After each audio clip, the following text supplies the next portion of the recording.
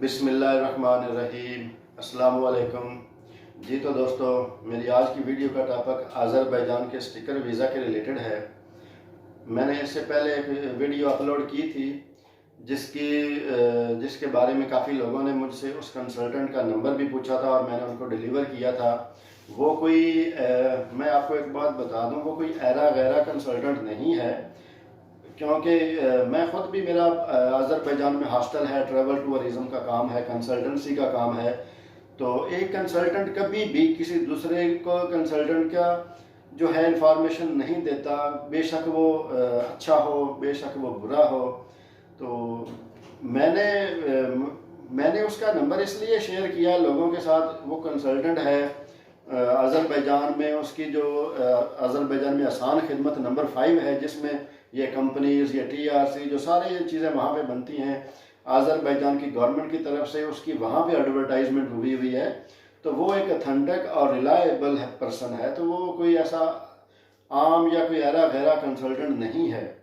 और दूसरी बात ये है कि लोग पूछते हैं कि जी हमने सुना है कि आज़रबैजान में जो वीज़े लग रहे हैं वो सिर्फ ब्लड रिलेशन के बिहाफ पे ही लग रहे हैं। तो उनको मैं एक चीज़ मिसाल देता हूँ, बाकी वो खुद फैसला करें कि आज़रबैजान में जब कोई बंदा आता है तो TRC लेने का एक वे है, एक प्रोसेस है, उसको फॉलो करता है तो वो TRC उसको मिलती है। बिजनेस इन्विटेशन पे बिजनेस वीज़े पे वो जब आता है, उसके बाद अपनी कंपनी ओपन करता है। कंपनी ओपन करने के बाद वो अपना ऑफिस, अपनी शॉप, उसका कॉन्ट्रैक्ट करता है। उसके बाद 6 एम्प्लॉयज़ उनका कॉन्ट्रैक्ट बनाता है। उसके बाद वो और भी काफ़ी चीज़ें हैं जिनको फॉलो करता है, और उनको फॉलो करने के बाद फिर वो जब TRC वो अप्लाई करता है तो फिर भी उसको ये चांस होता है कि उसको आज़रबैजान की गवर्नमेंट सेटिस्फाई होके TRC दे या उसको रिजेक्ट कर दे। तो मोस्टली को जो मिल जाती है, लेकिन TRC कितनी मिलती है? 3 महीने की।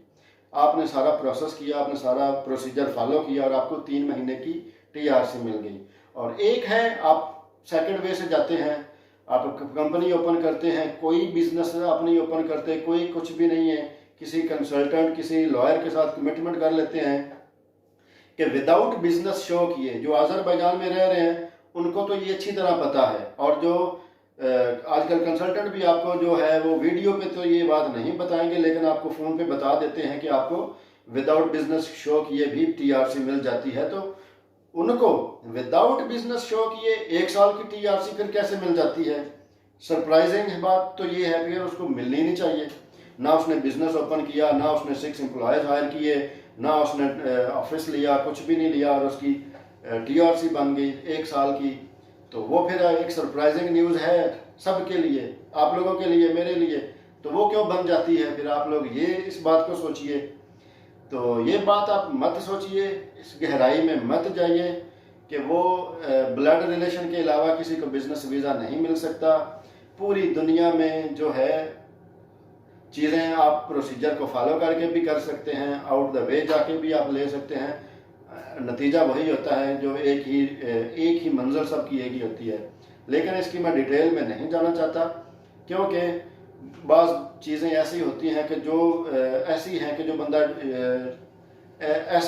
ऐसे स्टेज पे बंदा नहीं शेयर कर सकता। लेकिन everything is possible in all over the world, क्योंकि मनी है तो हनी है। बाकी आप खुद फैसला करिए, कीजिएगा, इसका कोई ऐसा इशू नहीं है। और एक और भी कंसल्टेंट है जो तरगोवा में, आज़रबैजान बाकू तरगोवा में लेडी कंसल्टेंट है।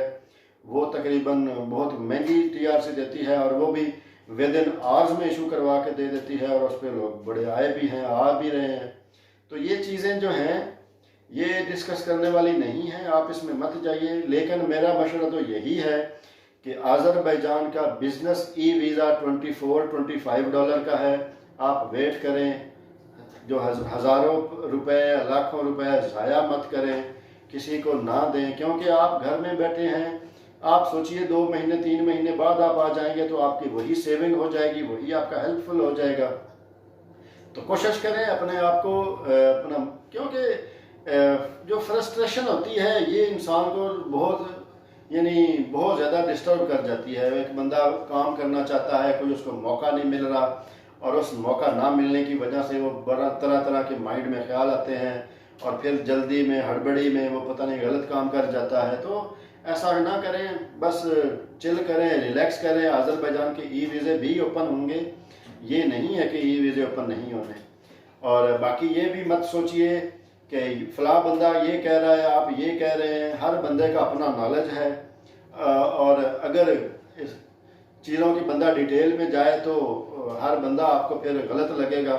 तो बेहतर यही है कि आप जो है उसको चीज़ों को, इन बातों को अवॉइड करें और अपने आप को सिक्योर रखें किसी भी तरह से। क्योंकि अज़रबैजान में मैंने एक चीज़ देखी है कि जिस किसी का काम करवाना हो या कोई काम जिसका ना हो रहा हो, उसको डराया जाता है या फिर उसको मायूस किया जाता है, और उसके बाद फिर उसका माइंड जो है वो एक तरफ लाया जाता है और उससे फिर पैसे निकलवाए जाते हैं किसी वे के साथ।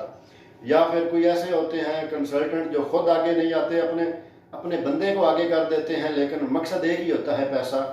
तो कोशिश करें, अवॉइड करें, सारी चीज़ों को अवॉइड करें, अपने आप को जो है वो कूल काम रखें और जो आपके लिए बेहतर है वो फैसला करें। किसी की बातों में आके, किसी की जो है कोई भी वो उसके जो प्लान है उसमें ना आए और अपना काम अपने तरीके से आप खुद करें। यही सबसे बेहतर है और यही होना चाहिए। क्योंकि एक बंदा पाकिस्तान में या इंडिया में कहीं भी अपने कंट्री में बैठा हुआ है, वो रोज़गार के सिलसिले में आएगा, पैसा कमाने के लिए आएगा, और जो अज़रबैजान में बैठे हुए होंगे वो अपनी प्लानिंग के हिसाब से उनसे अपनी कंसल्टेंसी की आड़ में या फिर अपने किसी प्लान की आड़ में उनसे पैसा निकलवा लेंगे। तो वो फिर उस कंट्री को भी बुरा कहेगा और उस बंदे को भी बुरा कहेगा और अपनी किस्मत को भी बुरा कहेगा, और फिर उसके बाद वो फ्लॉप होके वापस चला जाएगा। और उसके बाद जब वो काम करेगा तो वो दिल लगा के करेगा। तो बेहतर यही है कि शुरू में थोड़ी सी एहतियात कर लें, जो इस किस्म की न्यूज़ होती हैं उनको अवॉइड कर लें, तो जो माइंड सेटिस्फेक्शन भी हो जाती है और बंदा जो रिलैक्स भी रहता है। ठीक है दोस्तों, इंशाल्लाह नेक्स्ट वीडियो में नेक्स्ट टॉपिक के साथ मिलते हैं।